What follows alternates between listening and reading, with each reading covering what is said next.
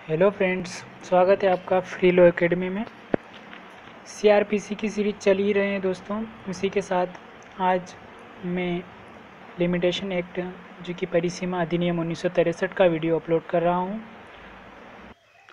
दोस्तों, MP civil जज की वैकेंसी आ चुकी हैं और एमपी सिविल जज में लिमिटेशन एक्ट प्री में तो 4 नंबर का ही पूछता है, लेकिन एक छोटे से एक्ट से अगर दोस्तों 4 नंबर कवर होते हैं तो ये कोई महंगा नहीं है अपने लिए। पहले छोटे छोटे एक्ट को कवर करना चाहिए अपने को। तो देखते हैं लिमिटेशन एक्ट। टोटल सेक्शन है इसमें दोस्तों 32, जो कि 32 नंबर का सेक्शन निर्धारित कर दिया गया है। अब 31 सेक्शन ही है इसमें, और 31 में से दोस्तों ये सिविल जज एमपी सिविल जज में एमपी सीजे में पार्ट 2 और 3 ही है मेंस के सिलेबस में, इसलिए अपने को पार्ट 2, 3 और फर्स्ट, ये 3 फर्स्ट कभी प्री में पूछ सकता है और मेंस में पार्ट सेकंड और थर्ड ही है, इसलिए बहुत जल्दी जल्दी ये एक्ट कवर हो जाएगा अपने। चलो देखते हैं इसको। दोस्तों, परिसीमा अधिनियम 1963 में आया है। कब आया है? 1963 में। 1963 में और कौन सा एक्ट आया है? तो स्पेसिफिक रिलीफ एक्ट SRA भी 1963 में ही आया है अपना। ठीक है। टोटल सेक्शन कितने हैं? तो 32 हैं, और टोटल पार्ट कितने हैं? तो 4 पार्ट है इसमें। देख लीजिए, ये टोटल पार्ट 5 पार्ट है दोस्तों, सॉरी, टोटल 5 भाग है इसमें। तो पहला भाग सेक्शन 1 और 2 हैं इसमें। दूसरे भाग में सेक्शन, एक सेकंड दोस्तों, हम दूसरे भाग में सेक्शन 3 से लगाकर 11 तक हैं, और तीसरे भाग में सेक्शन 12 से लगाकर 24 तक, और चौथे पार्ट में सेक्शन 25 से लगाकर 27 तक हैं, और लास्ट भाग जो है मिसलेनियस, जिसमें 28 से लगाकर 32 तक है। दोस्तों, एक अनुसूची भी है इसमें, जिसमें से जो भी अपने लिए बहुत महत्वपूर्ण है उसमें से भी प्री में पूछ सकते हैं अपने को कि कौन से वाद, अपील या आवेदन की परिसीमा कितनी है। तो पार्ट फर्स्ट देखते हैं अपन। पार्ट फर्स्ट का सेक्शन फर्स्ट बोल रहा है कि संक्षिप्त नाम, प्रारंभ और विस्तार। इस एक्ट का क्या नाम है, इसका विस्तार कहाँ कहाँ है, और इसका प्रारंभ कब हुआ है, ये सब जानने के लिए सेक्शन 1 फर्स्ट को पढ़ना पड़ेगा। तो ये इसका नाम है परिसीमा अधिनियम 1963, और इसका विस्तार जम्मू कश्मीर राज्य को छोड़कर संपूर्ण भारत पर है। और इसका प्रारंभ कब हुआ दोस्तों? तो इसका प्रारंभ हुआ है 1 जनवरी 1964 से। ये एक्ट पूरे भारत पर प्रवर्त हैं, सिवाय जम्मू कश्मीर को छोड़कर।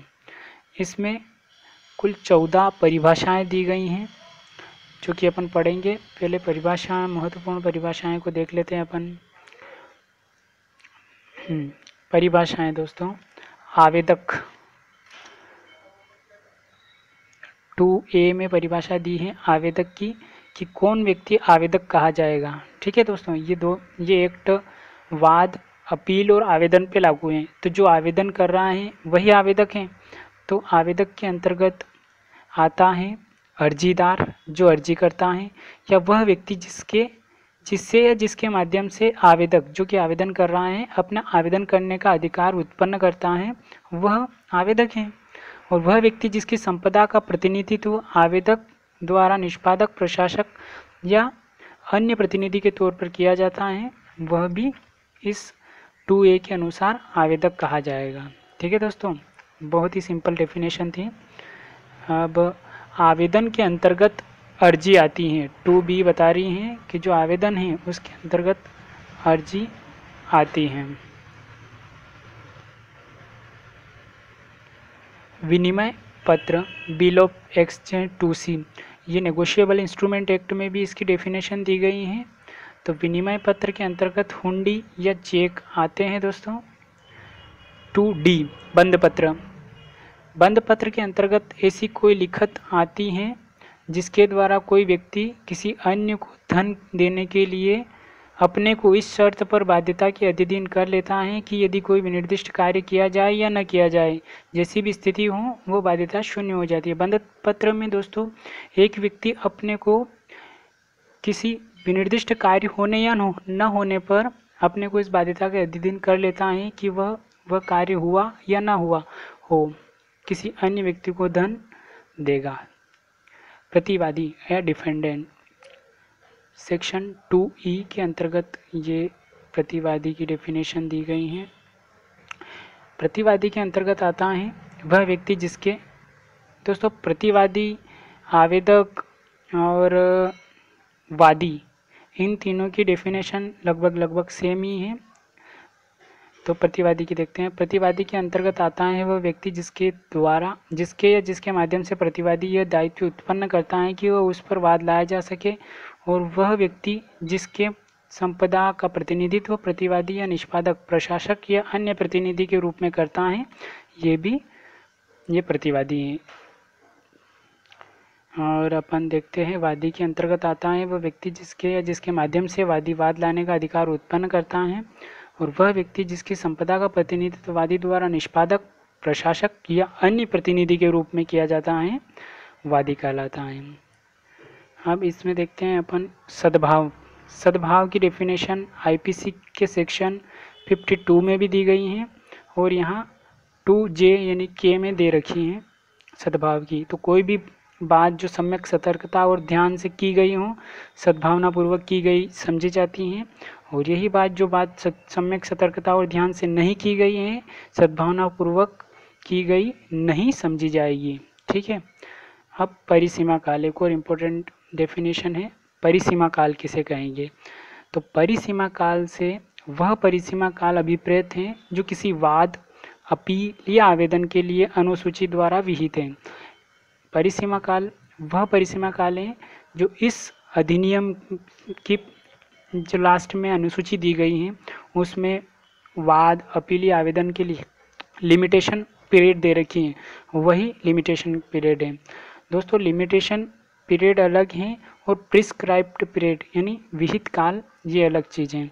तो विहित काल से वह परिसीमा काल अभिप्रेत है जो इस अधिनियम के उपबंधों के अनुसार संगणित परिसीमा काल है। मतलब इस अधिनियम का जो पार्ट 4 है, दिखाता हूँ दोस्तों आप, पार्ट 3 जो परिसीमा काल की संगणना, तो इस भाग के अध्ययन परिसीमा की गणना के पश्चात जो संगणित परिसीमा काल निकलता है उसे विहित परिसीमा काल बोलेंगे अपन, है ना, प्रिस्क्राइब्ड पीरियड।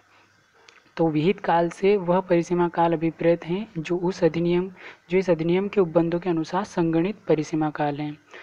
ठीक है। न्यासी, अपकृत्यवाद या वचन पत्र, ये तो ठीक है, नॉर्मल डेफिनेशन है दोस्तों, आप पढ़ लीजिएगा। अपन देखते हैं अब पार्ट 2। दोस्तों आप अपना बैरेक्ट निकाल कर उसके आगे आप ऐसे निशान लगा लीजिए ताकि पता चल जाए कि कौन सा सेक्शन वाद को, कौन सा सेक्शन अपील और कौन सा सेक्शन आवेदन को लागू है और कौन सा सेक्शन इन तीनों को ही लागू है। तो दोस्तों पार्ट 2 वादों, अपीलों और आवेदनों की परिसीमा, ठीक है, इनकी परिसीमा की बात कर रहा है कि किस के लिए कितनी परिसीमा है। तो सेक्शन 3 है, धारा 3, परिसीमा द्वारा वर्जन।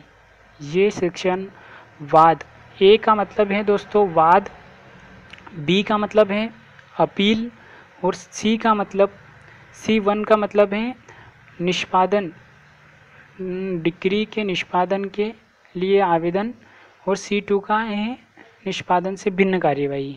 ठीक है दोस्तों। तो जहाँ C1 है तो किसी डिक्री के निष्पादन के लिए आवेदन की बात हो रही है, C1 से तात्पर्य, और C2 है किसी डिक्री के निष्पादन से भिन्न कोई आवेदन।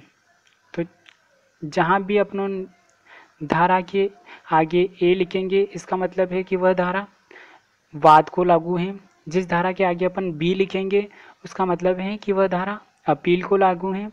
और जिस धारा के आगे अपन C1 या C2 लिखेंगे, तो C1 लिखेंगे तो इसका तात्पर्य होगा कि वह निष्पादन कार्यवाहियों को लागू हैं, या C2 का मतलब निष्पादन कार्यवाहियों से भिन्न आवेदन को लागू हैं। और जहाँ अपन तीनों ABC लिखेंगे मतलब वो धारा वाद, अपील और आवेदन तीनों को लागू हैं। ठीक है दोस्तों, तो धारा 3 के आगे अपन लिखेंगे ABC, जिसका मतलब हुआ कि ये धारा वाद, अपील और आवेदन तीनों को लागू हैं। धारा 4 वाद, अपील, आवेदन ये भी तीनों को लागू हैं। लेकिन धारा 5 दोस्तों अपील और निष्पादन कार्यवाहियों को लागू हैं, मतलब B और C1 लिखिए इसके आगे आप। फिर धारा 6 है वाद और निष्पादन कार्यवाहियों से भिन्न C2 लिखिए। 7 भी वाद और निष्पादन कार्यवाही से भिन्न कार्यवाहियों को लागू हैं।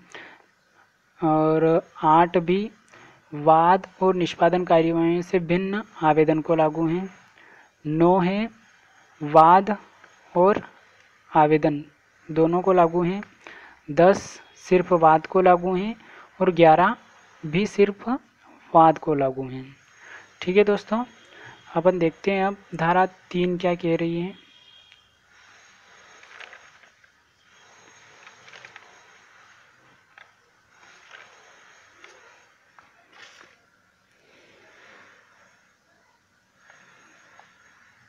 दिखाई दे रहा है आपको? धारा 3 परिसीमा द्वारा वर्जन। यह धारा 4 से 24 तक अंतर्विष्ट उपबंधों के अध्ययन यह है कि विहित काल के पश्चात हर संस्थित वाद या की गई अपील और आवेदन, ठीक है, परिसीमा काल या विहित काल की निकलने के पश्चात किया गया हर वाद, अपील और आवेदन खारिज कर दिया जाएगा, यद्यपि प्रतिरक्षा के तौर पर परिसीमा काल की बात उठाई न गई हो। भले ही प्रतिवादी ने प्रतिरक्षा के तौर पर परिसीमा काल की बात उठाई हो या ना उठाई हो, लेकिन परिसीमा काल के निकलने के पश्चात किया गया हर वाद, अपील या आवेदन खारिज कर दिया जाएगा। ये बात 3.1 बोल रहा है। 3.2 है इस अधिनियम के प्रयोजनों के लिए, मतलब वाद सम्यक रूप से कब संस्थित किया गया माना जाएगा, इसके लिए अधिनियम का धारा 3 का 2A बात कर रहा है कि वाद की संस्थिति तो मामूली दशा में तब होती है जब वाद पत्र उचित ऑफिसर के समक्ष उपस्थित किया जाता है, और जब अकिंचन की दशा में वाद किया जाता है तब अंकिंचन के तौर पर वाद, अंकिंचन मतलब गरीब व्यक्ति के तौर पर जो वाद संस्थित किया जाता है उसके बारे में बात की जाए। इजाज़त के लिए उसके द्वारा आवेदन किया जाता है। और किसी कंपनी की समापन की दशा में अगर कोई वाद किया जा रहा है तो उस कंपनी के विरुद्ध दावे की दशा में जिसका न्यायालय द्वारा परिसमापन किया जा रहा हो तब होती है जब दावेदार के दावे का परिसमापन शासकीय परिसमापक के समक्ष कारित किया जाता है। और जब वाद में मुजरा और प्रतिदावा जो कि CPC के आदेश 8 के नियम 6 में मुजरा और 6 में क्या दे रखा है, प्रतिदावा दे रखा है। तो जब वाद में मुजरा और प्रतिदावे की बात उठाई गई है तब वाद का सम्यक रूप से संस्थित किया जाना कब समझा जाएगा, तो जब वाद में मुजरे की दशा में अगर मुजरा की बात उठाई गई है तो उसी तारीख को जिसको वह वाद संस्थित किया गया हो जिसमें मुजरे का अभिवतन, जब वाद संस्थित किए जाने की तारीख को ही मुजरा संस्थित किए जाने की तारीख समझी जाएगी। लेकिन जब प्रतिदावा संस्थित किया जाता है तो प्रतिदावा संस्थित किए जाने की तारीख वह तारीख होगी जिस तारीख को प्रतिदावा संस्थित किया जाता है। उच्च न्यायालय में प्रस्ताव की सूचना द्वारा आवेदन तब होता है जब आवेदन उस न्यायालय के उचित ऑफिसर के समक्ष पेश किया जाता है। ठीक है दोस्तों, इस वीडियो में यहीं तक। अब अगले वीडियो में अपन सेक्शन 4, 5 और इस पार्ट को पूरा कर देंगे, 11 तक देख लेंगे। इसमें यहीं तक। धन्यवाद दोस्तों।